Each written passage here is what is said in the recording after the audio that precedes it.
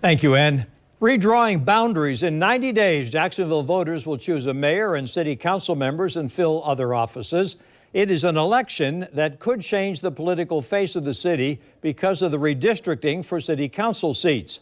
As we reported earlier this week, a federal judge has thrown out the city's latest redistricting plan and selected this new map submitted by civil rights groups, which would open the minority districts and spread them to other parts of Duval County. News4Jax reporter Jim Pickett has been following this since the city first started drawing the new boundaries. He's joining us with a look at what this could mean for the upcoming election. Jim? Well, it means a lot of work for the Supervisor of Elections office. That's not the only thing, though. Tomorrow at 3 o'clock, there's going to be a special meeting of city council members here at City Hall.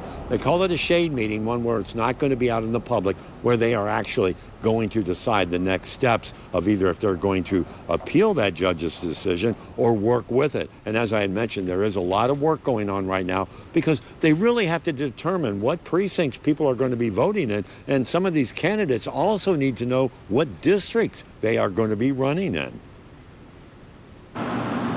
Getting ready for an election is no easy process. There are deadlines. For example, in 23 days, local candidates have to qualify to run. Voters also need to be notified of what districts they'll be in and what races they would be eligible to vote for.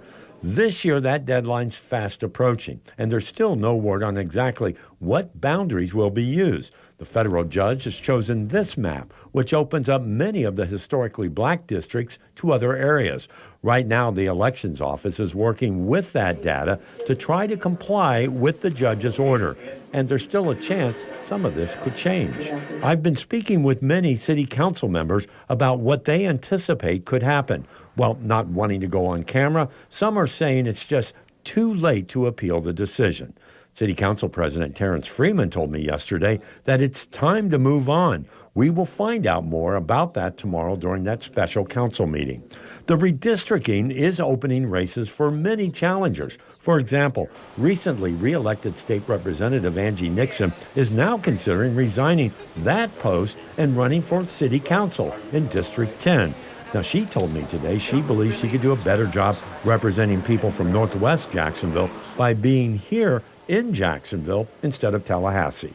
Does this change, this map, which looks like they're going to go with, really change Jacksonville's political scene? Yeah, I think it definitely does change Jacksonville's political scene. Now there's going to be an opportunity for a community that has been, relegated to 4, maybe 5 voices on the council to actually have more folks that really care about their issues and come from the community and really want to enhance the quality of life for the community. Angie Nixon isn't the only one running for city council seats. In fact, I just checked, counted 60 people running for that various council districts and those at-large positions. A lot of people are going to be taking an interest in what happens with all of this. By the way, late this afternoon, Mike Hogan, the Supervisor of Elections, they did issue this statement that talked about all of the work that they're doing. Much we already told you, but he also said before this spring election, they may have to reissue those voter identification cards to many people because there could be some changes. Lots of work ahead, and we're going to see what happens, hopefully, tomorrow. For now, we're live at City Hall. Jim Pickett, Channel 4, the local station.